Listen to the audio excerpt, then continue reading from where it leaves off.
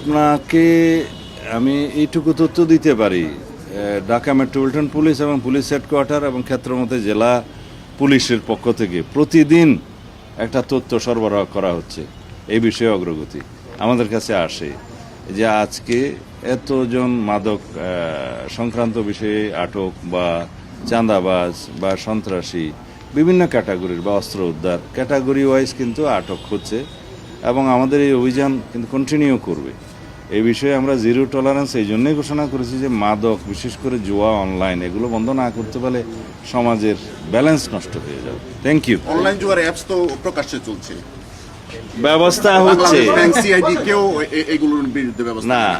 বিষয় হচ্ছে আমরা যতই এগিয়ে যাচ্ছি ইন্টারনেট ভিত্তিক এই দুনিয়াতে, প্রযুক্তি নির্ভর এই দুনিয়াতে আমরা যতই এগিয়ে যাচ্ছি, ক্রাইমের ধরনটাও বিভিন্নভাবে রূপ পাল্টাচ্ছে। সেই জন্য আমরা এগুলোকে অ্যাড্রেস করার জন্য একটা আইন প্রণয়নের ব্যবস্থাও গ্রহণ করব। সেই জন্য আমরা অলরেডি একটা কমিটি করে দিয়েছি। এর আগ পর্যন্ত আমরা যেভাবে পারি সেই সাইটগুলো, সেই ওয়েবগুলো ব্লক করার চেষ্টা করছি।